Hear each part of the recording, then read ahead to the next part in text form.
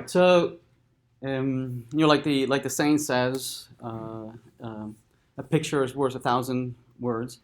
We're looking to, it's very useful to just when we're trying to communicate to just get up on the board and start drawing boxes and lines and whatnot, and so we're looking to standardize some of those techniques, those communication techniques, so that we can have a common language as opposed to reinventing those visual the meaning of certain boxes, of the meaning of certain arrows and whatnot. So there's several strategies that have proven to be very successful. And in particular, we're going to be talking about the unified modeling language a little bit later as a standard that has arisen from many years of folks trying to solve different problems, and just gathering a lot of the good ideas that come from having worked on so many varied types of problems and different types of projects, right? So UML tries to capture some of these. So in general, we like to be able to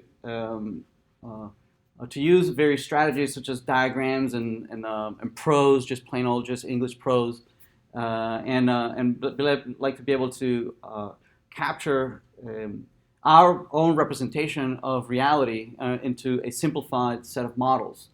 So your diagrams are certainly very useful throughout, and not just for computer science, but definitely in many different other industries. And so we like to grab some of those ideas that are universally useful across multiple industries and bring some of those same ideas into our software engineering practice. And certainly there'll be, in certain cases, it's appropriate to have something drawn, or in other cases, it's appropriate to actually write it out, right? And in both cases, we like to come up with a very formal way of narratives, identifying what the nouns are, what the verbs are, and verb phrases, and capturing this in such a way that helps us understand the problem better, right? So perhaps using a narrative, but not being verbose more than you need to, right? And you stick to perhaps bullet points as opposed to just long running sentences, right? So a combination of capturing between diagrams and narratives, and also deciding what's the right level of abstraction that we want to deal with at a particular problem, on how is it that we're going to formally capture either the behavior or the static representation of the system and how it behaves over time, or at any point in time. What is the right level of abstraction of modeling of the problem? If you're working at the very high level business rules, then your model is it's very abstract, right? But if you're working at the functional level, where you're thinking of some wireframe and implementing a particular button, the level of abstraction is very granular, right? So again, deciding what models to use at the different layers of abstraction.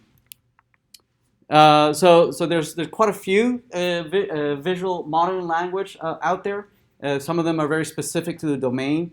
For instance, ERDs, or entity relational diagrams, are very specific for representing relational databases and their tables, and the fields in the tables and the relationships between the different tables.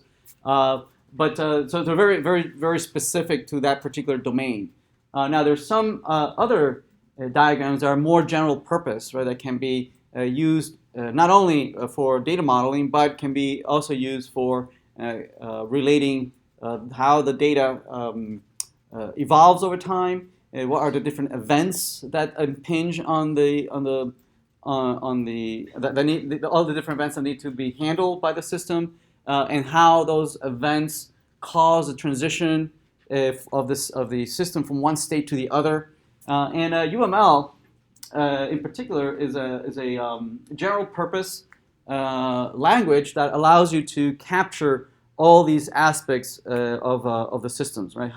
What the behavioral aspect it is, how it evolves over time, the different events, how folks interact with one another, either in a dynamic or in a static at a particular time and moment, or as it evolves over time. So we're going to be focusing on UML as the language, the visual modeling language, going forward.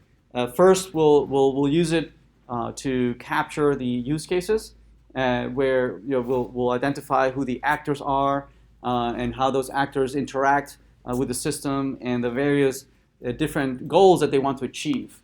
Right? So there's diagrams for that, and so to try to capture the dynamic portion of it, we'll also see diagrams such as sequence diagrams that show how the system sends messages across multiple subsystems and how they cause the system to transition from one state to the other. So all these diagrams work together at different levels of detail. And as we'll mention a little later, it might seem at first that the responsibility of the business analyst is to just come up with tons of these diagrams and generate all this documentation, and that's not really what the responsibility of the business analyst. The responsibility of the business analyst is to communicate, right? To make sure that everybody understands what we're doing, and UML is just a tool, right? And it is based on your assessment of the need for communication, you will decide to go ahead and use UML to document or not. Right? So only when there's something that is not clear would you decide to, let's draw this up, right, to see if we can try to understand this. Right? So we don't document and create UML diagrams per the diagrams per se. That's not the end, but is a means to an end to communicate. So UML is a general purpose visual modeling language that's been around for several decades, and it's proven very, very useful. Has gone over several iterations and evolution. So it has its beginnings from these folks, Bush, Rumbaugh, and Jacobson, when they were working at Rational Software. Then IBM purchased Rational Software. There's still a large organization within IBM, so they were thinking of how to model the many different problems that they were working on, and certainly IBM saw the value in their process of modeling systems, and now has become the de facto standard when as the language, the lingua franca that is used amongst engineers and business analysts and project managers and to try and understand what it is that we're building, to agree on what it is that we're building. So it became a standard, and now it's an open standard it's managed by the Object Management Group. So it's another organization that is responsible for eliciting any requests of change to the language. It's still evolving, right? It'll keep evolving to as projects evolve and new ideas come up, right? How is it that we represent things? The language will evolve with it. We can categorize. I mean, the UML just has there's lots and lots of types of diagrams that are out there for UML. And they fall within a particular category of what is it that they're trying to capture. So there's two big families or two big buckets of types of diagrams, and they're meant for modeling the system when it's static, at a particular time and moment, without considering the evolution of the state of the system over time. So those are static diagrams, and then you have dynamic diagrams that try to capture how the system evolves, what's the state of the system as it evolves over time. As events come in and the system needs to handle those events, and how the states change as events come in. Okay? So these are roughly some of the diagrams that fall under these two buckets. Certainly, By far the most common diagram that you'll see out there are class diagrams that try to capture the structure of the data, how the data is organized, how you split it up into multiple classes, the different attributes that are in there, the different behaviors and functions that are in there, also the accessibility, whether things are public, private, protected, capture how inheritance and associations and multiple aspects that are that are independent of the language. Right? That's the beauty of all these diagrams, that they're not dependent on any particular infrastructure. So if somebody is familiar with C# or Java or PHP or any language that's object-oriented, they'll find at home in these diagrams. So it says, yes, I understand it. Even though we might not speak the same language, we all have a common representation of that concept. Okay. Also, a couple others that we're going to definitely be considering in the upcoming assignment is use cases, use case diagrams, right? That try to capture graphically, what are the different goals that the system, that the user wants to, that an actor wants to achieve. Certainly, sequence diagrams, state diagrams, activity. We're going to use these quite a bit, but not all of them. This course is not an extensive coverage of all the UML diagrams out there. So a brief overview of some of the diagram. We already talked about classes. Right, so class diagrams capture the organization of the data, understanding that the first naive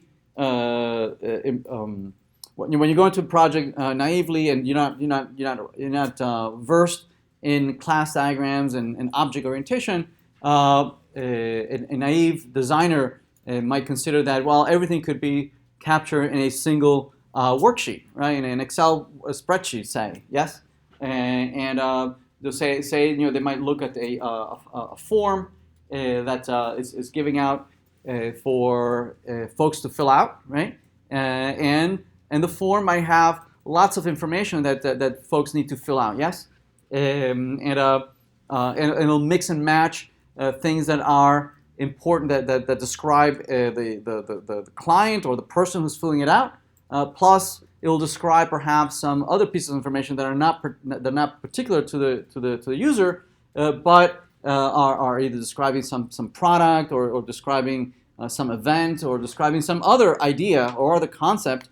And naively, we can capture all those fields, right, in one big long spreadsheet, right, where each field might be represented by a column, yes, and you might have that the first 10 or so columns might be capturing information about the particular person, right, and the next 5 or 10 columns might be capturing information about a product, right, and then in the next 10 or 5 might be capturing things about a particular order, and so on and so forth, right, and this mix and match of ideas all in a single worksheet is a very naive way of capturing data that it might be related with one another, but would be better to be broken up into separate worksheets, right? Into separate tables, right? So the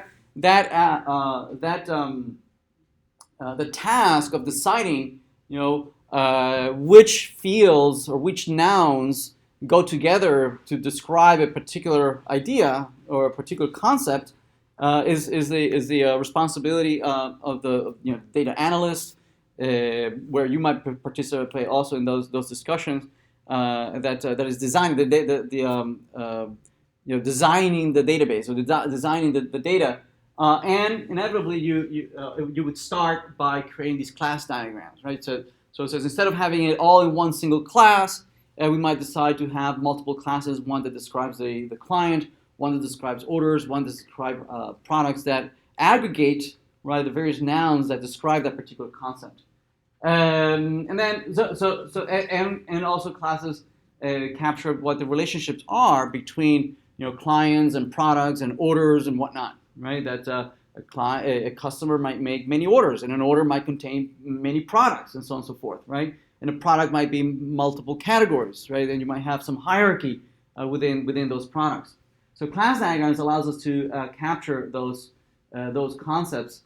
Now they don't describe the state of the system at any one time. It just describes the structure of the data, right? It doesn't talk about any particular piece of data. It doesn't talk about any particular product or any particular order or about any particular customer. Instead, it just generalizes the structure of the data, as opposed to the object diagrams allow you to take a snapshot of the system at any one particular time, right? That says, "Ooh, I'm looking at a particular instance of a customer related to perhaps a particular set of instances of orders." So this particular customer might have made these particular orders, and a particular order might be related to these specific products, right? So a particular instance of the system at any one time can be captured in the object diagrams.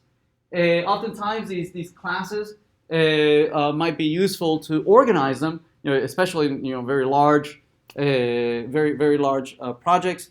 It's common that certain concepts might be well captured and grouped together, right? Perhaps by category or by their role in the system, right? You might have multiple classes that its responsibility are to perhaps talk to the database, right? So they naturally group together, right? As perhaps in the data layer package, right? And some classes might naturally fall into the role of talking to a remote API, perhaps, right? That need to connect to Best Buy or Amazon or whatever remotely. So you might create packages to organize them maybe by role, right? Or the type of responsibility that these classes might have. So packages allow you to group them to organize the system into packages and sub-packages and whatnot. Internally, you might have classes that are made up of multiple classes, right? That are composite of each other, right? So composite allow you to do that. More modern technologies, kind of like what comes after object orientation. The class diagrams are typically the outcome of a lot of research in computer science on how to describe the world, right? Where the world is kind of composed of objects, right? And classification of these objects. So a lot of research went into coming up with these ideas of classes and objects, but much newer ideas have introduced other concepts such as components. Being able to kind of abstract the fact that borrowing ideas from other industries, like for instance electronics, right? Electronics. If you look at a PC or some of these systems, typically you have kind of like all these components, all these. I don't want to use the word component. All these electrical systems that assume that certain services are already in place, right? That if, say you have a graphic card and a hard drive, and they all assume that you can open up your PC and start plugging in these things into these buses, right? That they can assume that certain pins are going to be the power and the ground, and that there's going to be so many pins that allow these boards to communicate with one another. So when these designs have evolved so far ahead and so sophisticated, you can design now these smaller pieces, right? That can assume that certain things are going to be there, and you can take them for granted. Okay. So this idea of certain services being there has risen of the idea of components, right? You're very much like you might take for granted that you come into this building and you already have certain services, right? That you don't have to do yourself. Like there's heat and there's electricity and there's Wi-Fi, and we assume all these things and we take them for granted. So these same ideas we would like to. We don't even have to build them ourselves, right? The infrastructure gives it to us. So computer science has taken those same ideas and says, well, I don't want to, when I write a class, I don't want to have to deal with things that are pretty standard, like multi-threading. I don't want to have to deal with security. I don't want to have to deal with memory management. I don't want to have to deal with any of that, right? So I assume that my class, when I drop it in either in J2EE or .NET, or that already the infrastructure is giving me all these things, okay? So component technology is kind of like the post-object era, idea, right, of being able to drop software systems into infrastructure that already provides lots of the services underneath. A deployment for the folks that are going to be deploying this and might capture what the different servers are going to be and what are going to be, whether it's going to be hot, swappable things, or they're going to be on standby, and how is it that we're going to deploy this? Where the architecture, a little bit of what is it going to be a remote database? Is it going to be running locally on the same machine? And how are we going to deploy this? And profiles allow you to kind of evolve the language. If it doesn't, oftentimes we'll see that UML doesn't have all the answers, right? It doesn't. The diagrams might be lacking of certain ideas that we might come up with, right? So UML itself has the capability of evolving or generating new types of diagrams, right? That might not be standard, right? They're not part of the UML standard, but allow you to extend the current implementation of. Somebody's calling me. Let me put this in mute. Of extending the UML diagrams. All right, so just a couple more. Just use cases will allow us to graphically describe what are the goals that the different actors want to achieve. Just like a bubble diagram that allows us to say, well, here very quickly are with just a couple of words, very distilled, very high level description of what it is that you want to do. Right? I want to log in. I want to register. I want to add a product. I want to find a product. I want to follow someone. Right? So those 2 or 3 words capture at a very, very high level of what is that I want to order new shoes. I want to search for shoes. I want to rent a shoe. I want to return a shoe. I want to search what's available this week or next week. I want to schedule something. So all these 2-3 word use cases allow you to capture these use cases. The goals from a user's point of view. Activity allow you to capture. If there are several actors that need to interact with one another. And what are the types of communication that me as somebody who wants to rent a type of shoe, and the person who's attending the person who's responding to my request of searching through the system, whether what's available in my size, my color, my style. Either it could be another human being who's on the phone with me, or it could be some automated system that is answering my responses. All right, we'll talk about these a couple more in more detail. So here's just a very general view of these types of these diagrams in its most general sense. It tries to capture every single aspect of these diagrams. You'll notice that classes are captured as just plain old boxes. Typically, these boxes have 3 optional parts, right? So definitely at least you would describe at least the name of the class, and presumably this is after a data analysis. Every idea, right, or every concept would be represented here, right? So shoe would be certainly represented here. Jewelry would be represented here. Maybe a more generic product would be represented here. Yes, in the context of our particular assignment or of our particular project. Perhaps an account might make sense, right? Maybe a customer might be represented here. Right? Perhaps the fact that it's the status that it's that a particular shoe is already rented out and won't be available for the next couple of weeks, perhaps, right, would be represented here. So let's just go over a couple of these. So class diagrams could be, at a minimum, it would have the name of the class, right? And represent an idea or something that ideally would represent something physical in the real world, right? That we want to capture information about.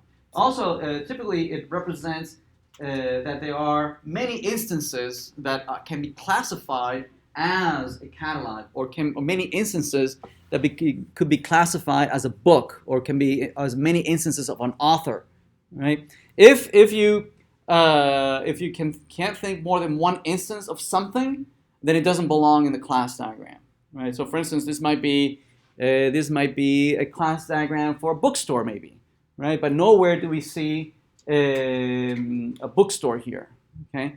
Or like a university might have lots of faculty, lots of courses, lots of students, right? And each one of those you want to represent a list of students, a list of faculty, a list of courses, a list of departments, right?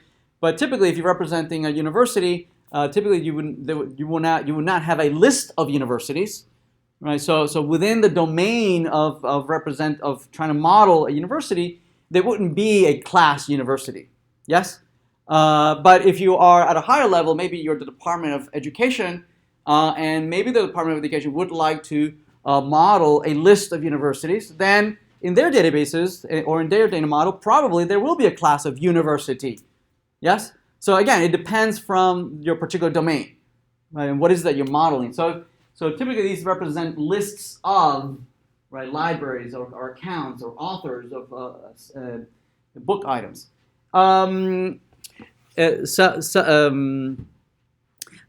that excuse me. Notice that some of these also have a second section in the class diagram that capture multiple nouns.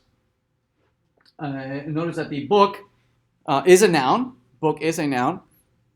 But internally it has another section that seems to have other nouns in there, right? Such as language, pages, date, publisher, summary. So those are nouns, yes? Oftentimes coming up with a class diagram goes through a long, arduous process, right? Especially if you're not familiar with the domain of the problem. Perhaps we can all relate to a library. We can all relate to a bookstore. We can all relate to web pages, perhaps a web system, maybe shoes. I don't know. And we already have a cultural knowledge of these domains. Yes, but so you might use some of that domain knowledge, to try and organize these nouns. But if you come to this and it's a domain that you absolutely don't know anything about, maybe I don't know, maybe it's astrophysics or I don't know, whatever, right? And you start reading problem statements, they'll be full of nouns and verbs and verb phrases, and you can't tell one noun from the other. And you'll notice that for you, any noun is as good as any other noun, right? And not until you understand the domain, you realize that some nouns you need to interpret some nouns as differently than other nouns. That perhaps some nouns are actually describing other nouns. Yes, and you don't know until you understand the domain. So in this domain, we kind of know that pages and languages and publishers are aspects or nouns that describe a book, right? But that's because we know the domain. If I didn't know any better, publisher and pages and summary could be classes themselves, right? And we could have come up with a completely different data model over here, right?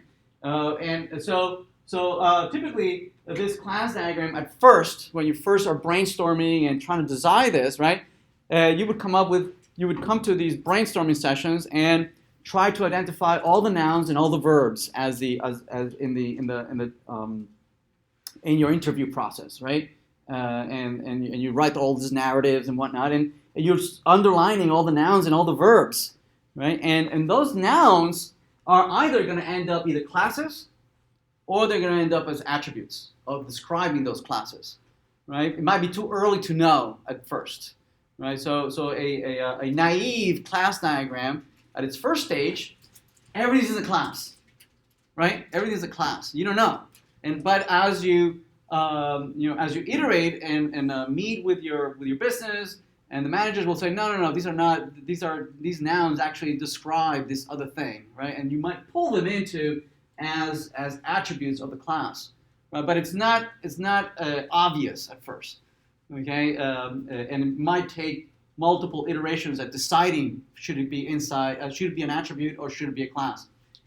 The verbs, right? The verbs in your discussion in the description of the project typically describe relationships between the classes. Okay, such as notice that these are all verbs. See this, where the account borrows a book, right? Or an account reserves a book, right? Or a book item is recorded in the catalog, right?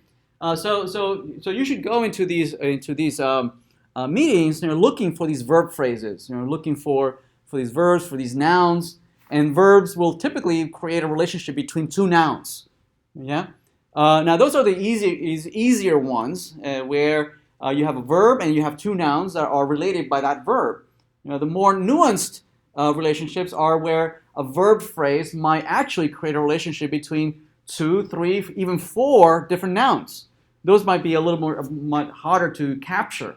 Right, that not all relationships are just one noun with another noun. Right, it could be that you have multiple relationships. For instance, here the account is in a three-way relationship here. See this? The account is creating a relationship between a book, right? Creating a relationship between a library and a patron, right? Where a patron might have multiple accounts, and a library might have multiple accounts. Right, and so this is saying that this account has a reservation on this book in this library by this person, right? So those three-way or even four-way relationships might be hard to capture at first. Yes, and again, that will come with multiple meetings, right? With the business and trying to identify: is it two-way? Is it three-way? What is it? Okay. Other aspects of diagramming and coming up with these class diagrams is in a given relationship. How many are participating in the relationship? Okay, and that is captured in these symbols right next to the class diagram. Right, and we call them cardinality. The cardinality of how many are there. So what this, for instance, is capturing that is that one catalog might have an unbounded number of book items. Okay, asterisk is a shorthand for 0 or more. Right, it's a shorthand to say that. Right, if you know exactly how many there are. Or how many participate.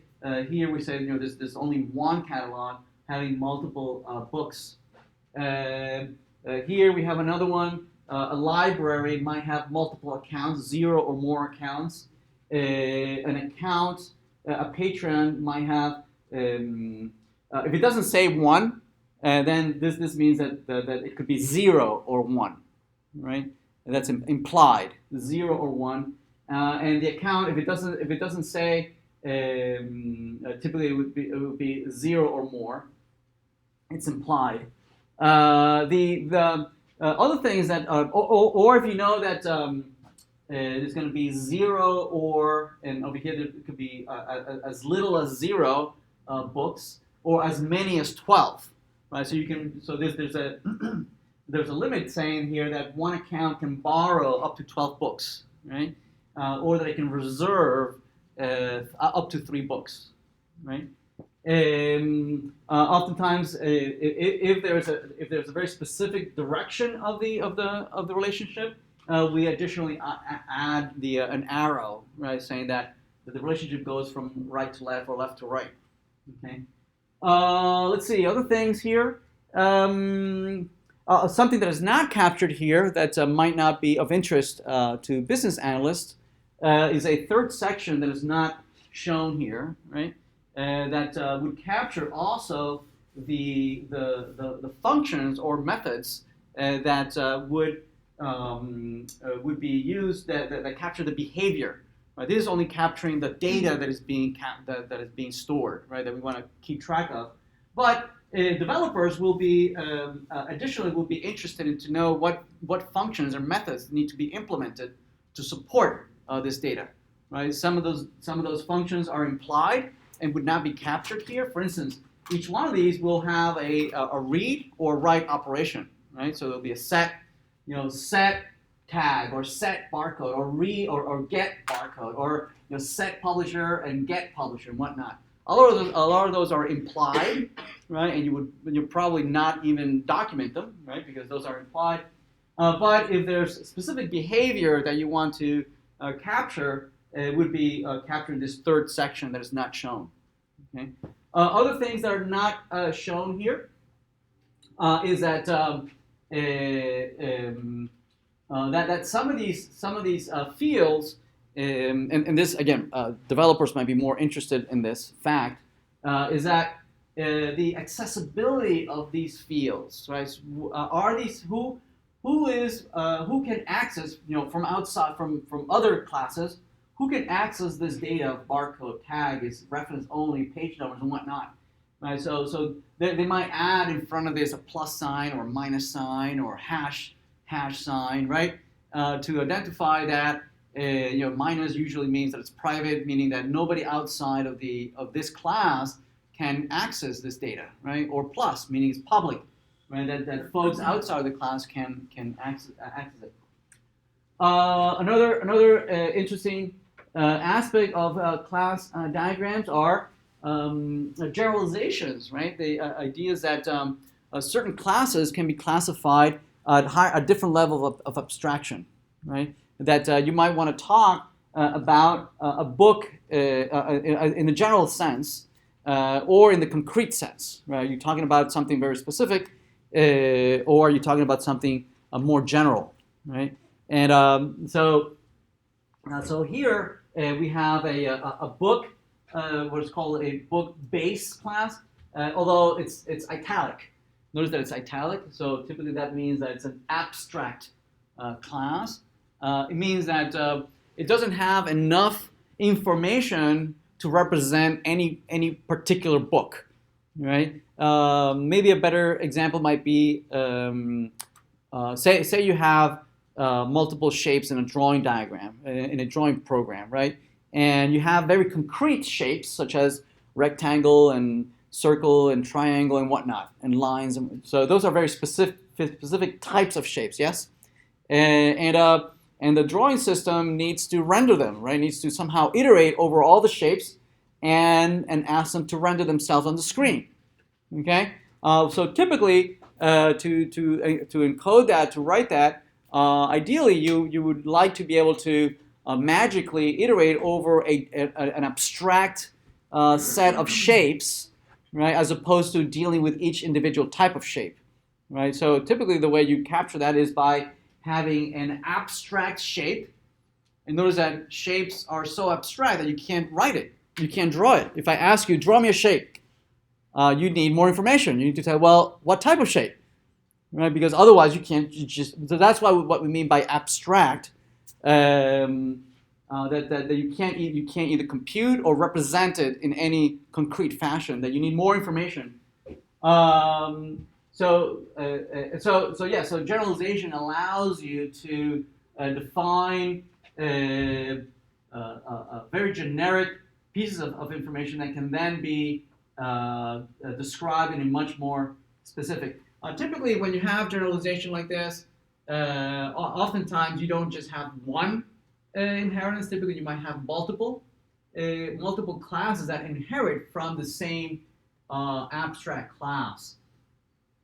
Because the idea would be you capture all the things that are in common with all of them, and you move them up to this base class, right? Then all the derived classes can inherit from those base classes. I'm not familiar with what the courses before this. Do you see programming, like an object-oriented programming, in any other classes? So you've been exposed to that, yes? Other things here that might be of interest are these aggregations and compositions, right? That capture a relationship between the life cycle of these instances of these classes. If we say that on the one side, right? On this will be this is typically the one side where the diamond is the one side, and the other side is the many side. The library can have multiple catalogs. The library can have multiple books, and we would like to perhaps capture, in addition, not only that there's a one-to-many, but we might want to capture also that if the library closes, it's gone, right? And we don't have a particular library, then it makes no sense to keep track of a catalog, right? That the death of the library also means the death of the catalog. But the death of the library doesn't necessarily mean the death of the books. The books can outlive the library. Perhaps we move them to some other library, but nevertheless, the records stand. Those still exist beyond the lifespan of the library. So these diamonds are capture that notion, that relationship, that lifespan relationship. We say that if the library can have a reference to the books, right? But if the library goes away, those references do not destroy the books. So we use an open, empty diamond. Right? We saw that there's an aggregation relationship as opposed to a composition that say libraries are made up of catalogs. If we remove the libraries, we also remove the catalogs. Let's see, what else? I we could go on for quite a while. Let's move on. Packages. Packages again allow you to grab class diagrams, right? And depending on their role, depending on their responsibility, right? You can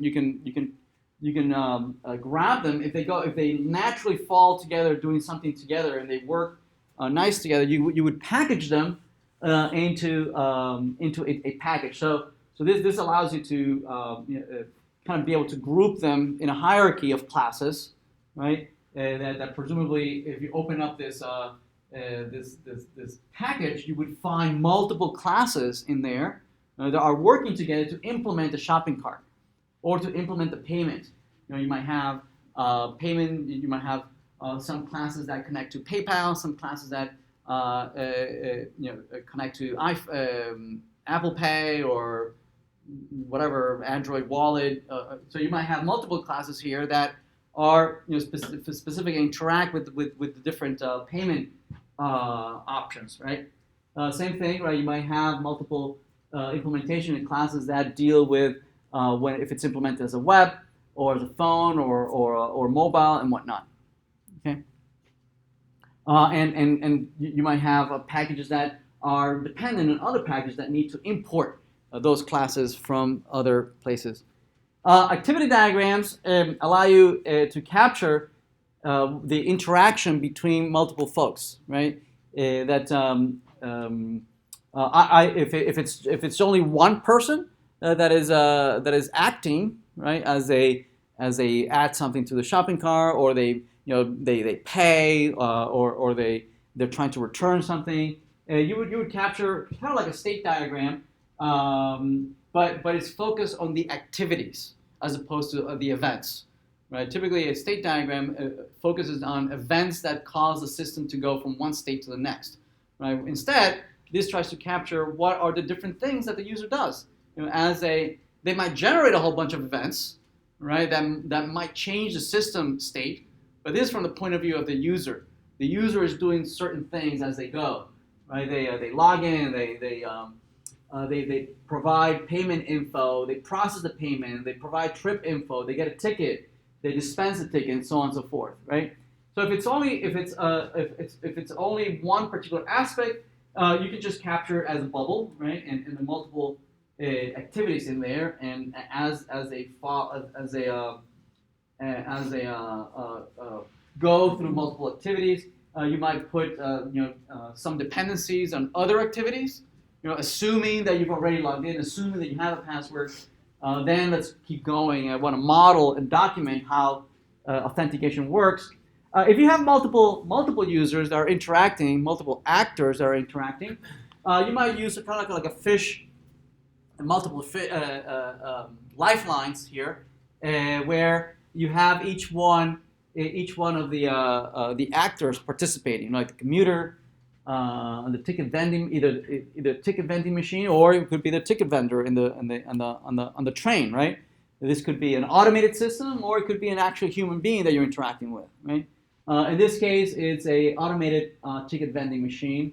You start the session, and the start the session, and then it's the turn of the ticket vending machine to respond, right? It requests a trip info, you provide the trip info, the process of trip info, request payment, and so it goes back and forth between the different activities, right? What am I doing, and then how you react, and how I react, and how you react.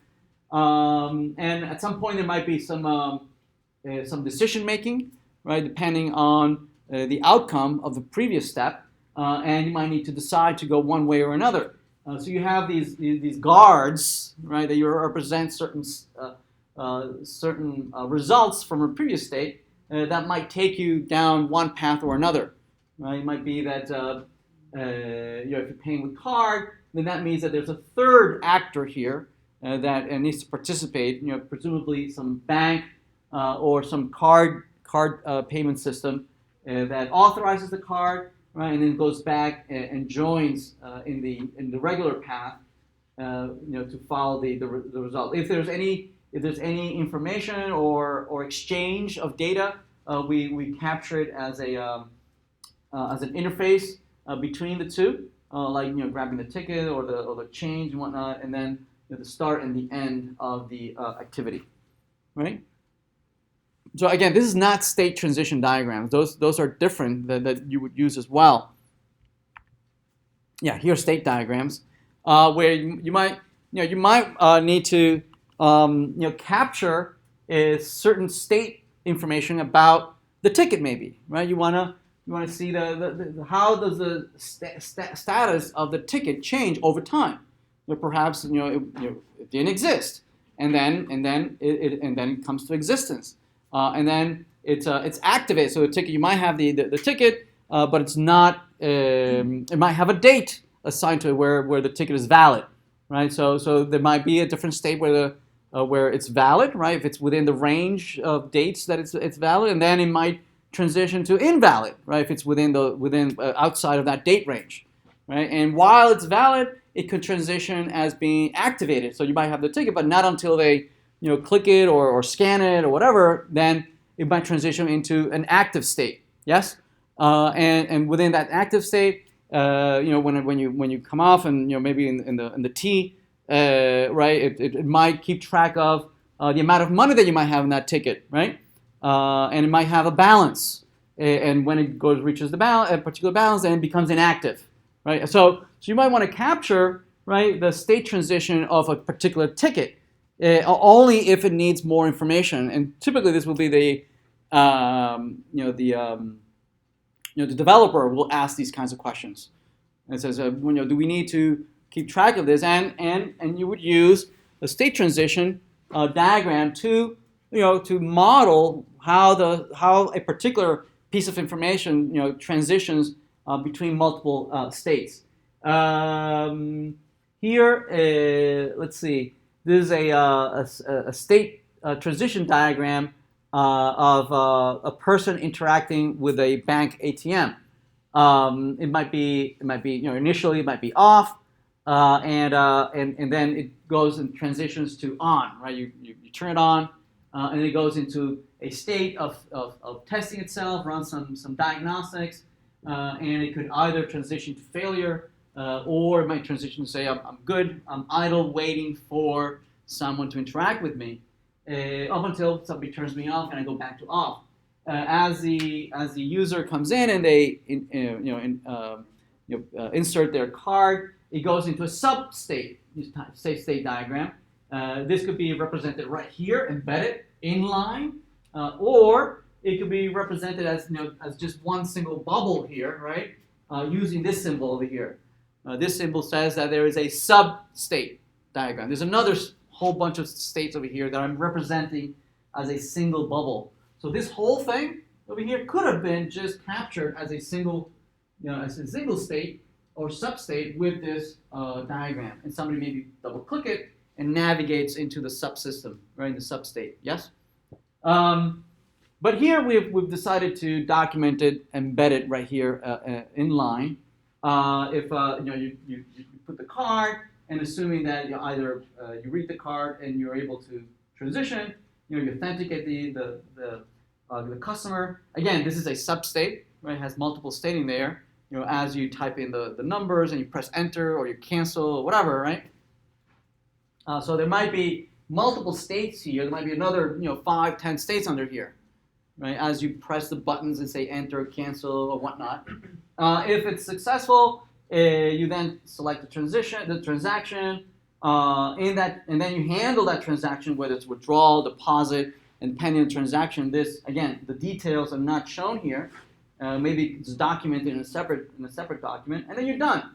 And you can either you have canceled, or you have completed, or you have failed and you go out of service. So again, you wouldn't document every single piece of information, right? It's only as needed, right? Remember, your responsible here is only when you see communication lacking, then you might suggest documenting, going on the board and start documenting these things, only if it's needed. Another very important and useful diagram, especially for developers, love these diagrams, is that sequence diagrams, right? That allow us to capture the communication, the events that occur between multiple systems, whether those systems are software systems or it might be a human being as well, right? As a human clicks and drags and interacts with the system, they generate any number of events, right? And those events are represented here as arrows, right, between the different subsystems, right? And where events are measured from are encoded are represented here from left to right, right, and from right to left. Whereas from top to bottom is the progression of time, right? So how it behaves over time. So here we have an incoming validate method that has been called on a window, and the window might itself generate another event on some other system, right? In this case, it's a JavaScript comments object or class, and notice that this is it would be a synchronous event. Presumably, notice that these bars over here, right? These bars say that there's an execution that is happening, right? Somebody is consuming CPU time, right? That somebody is kind of waiting or blocked, waiting for this response, right? So I sent you a message and I'm waiting. So we call that a synchronous message. Synchronous meaning, I'm on the phone and I talk and I'm waiting for you to answer. So it's a synchronous way of communicating, right? Talking on the phone, as opposed to sending you a text message. That would be an asynchronous communication, right? I'm not waiting for you to answer. I just send you something and I go on and do something else, right? So in that sense, it could be either synchronous, where we wait on each other, or it could be asynchronous, which we'll see in a minute. So all these two are synchronous. So this calls a validate, it's waiting. Calls another validate, it's waiting. So somebody's waiting on the window's kind of waiting on the comments. Meanwhile, here we're sending messages to instantiate other objects, and we are here we're sending an asynchronous communication message, meaning we're not going to wait. Notice that it completes and it returns. It's not waiting for this proxy here to respond. Presumably, it'll respond at some point later, right? Usually using a mechanism that an interrupt, right? Interruption, where typically that's what happens in asynchronous communication, right? I send you a message, I put my phone in the pocket, right? I go about my business, and then it starts vibrating, right? It says that, yeah, I'm responding to you. So that interruption, I might decide at my own leisure to read it or not, right? So typically there's an interrupt or callback to whoever had sent this, or whoever we decided to go to. Not necessarily needs to go to the original place who generated the event. We could decide who's going to handle the callback, right? So we give it a callback. Here the proxy is sending it back, and then it's dying, or it could continue. Live could continue, or we could say that it terminates, and the live terminates. We can embed sequence diagrams inside of other sequence diagrams, right? And we can have, for instance, if this is an iteration, a loop, right, or if an if-else statement, right, or that it only executes based on a particular state, right? And based on that state, we would either execute or not execute this part of the sequence diagram. So this tries to capture, lots and lots of the communication that goes back and forth between the multiple systems. Very, very useful, especially when you're talking to developers, right? They certainly appreciate this level of detail. You can certainly combine multiple diagrams to make an even bigger diagram, like an activity. You can certainly combine state diagrams with sequence diagrams. You can combine activity diagrams, right, with sequence diagrams, right? Where here we have a couple activities that can capture different events, and based on some state information, it can decide to execute some sequence diagram or continue and not execute it, right? And if it does continue to executing it, you might have all the multiple sequence diagrams based on some values, and then eventually coming back and joining with the happy path. Okay. Yeah, very, very useful. Right, there's plenty other diagrams. There's a whole bunch of tools out there. Here's just a couple that I believe these are all free. Visual Paradigm is pretty nice. Star UML for not all of them. Not all these tools support all class diagram, all types of diagrams.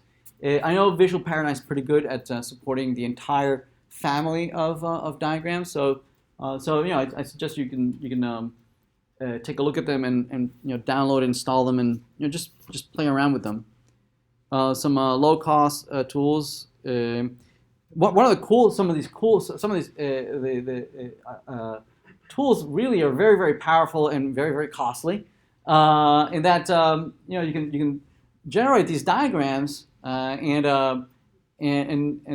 they can integrate with your entire development lifecycle, right? You can have use cases, and those use cases can integrate with Jira, right? And so where every use case is represented by some story or some epic described in Jira, so that if you ever modify something in the diagram, it automatically updates the stories in Jira, and those use cases you can then tie them together with class diagrams and sequence diagrams, and they're all connected to one another, right? So if you say here, customer creates an order, well, okay, that order is presumably is a noun, so there would be a class order, right? And that order with a customer and order and related in the class diagram, you can push a button and it will generate Java or C++ or C#, or it'll generate code for you with the actual classes and the inheritances and and all the relations, all the pointers or references to each one of the objects. It will also generate tables in a relational database that are automatically connected to the classes, so that if you instantiate an order, it will do an insert in the database. And if you update an order, it will do an update in the database. So some of these tools are fairly powerful, right? That can integrate over the entire life cycle.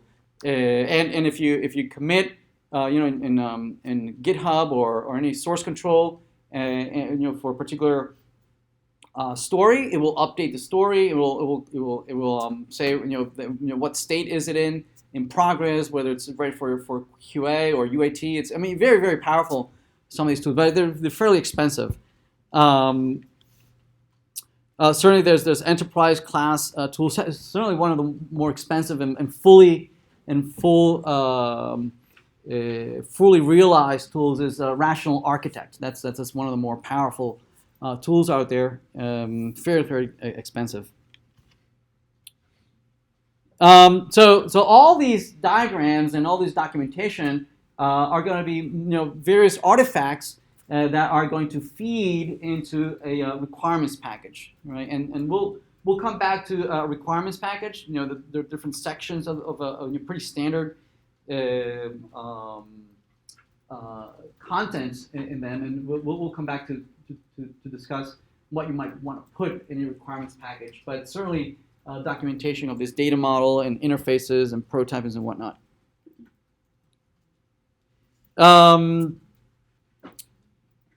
Yeah, so certainly the it's a way for us, for business analysts and the development team and whatnot, for us to discuss amongst ourselves. Many of these will not have any meaning for a business, the actual business and the actual client. So, for instance, a class diagram perhaps is not useful for a client. You'll oftentimes will need to translate and convert these graphical representations into narratives and sentences and to be consumable by human beings. Right? So you'll oftentimes have to create reports and whatnot, back and forth, translate what folks are saying in English, update your diagrams, and then giving out to the development folks, and vice versa. Right? As the design team makes represents it in formal, it will have to represent it back into the ambiguous English, and so you'll find yourself going back and forth pretty much. Here are just some of the common UML diagrams that we're going to be using. Some folks, depending on their background, they might be more familiar with other types of diagrams. They're not necessarily UML, right? So a lot of folks are familiar with a flowchart, right, or workflow diagram. So these are not specifically UML, but they're out there, right, and they're already familiar. And so you might find yourself translating, right, UML diagrams into these other types of representation for other folks to understand, right? Some folks, you might have to represent it as actual tables and foreign keys and primary keys that they don't necessarily have a one-to-one relationship between UML. UML, for instance, has things that can't be represented in a entity relation diagram, like such as you have inheritance, right? You have associations. Those are things that are not representable in an ERD, but you'll have to find you have to translate it and explain it in somebody else's language, right? That might not be familiar with your UML diagrams. Anyway, so we just looked at just a few of these diagrams. We'll keep looking in much more details as we progress through the semester and use them certainly in for our project. Okay.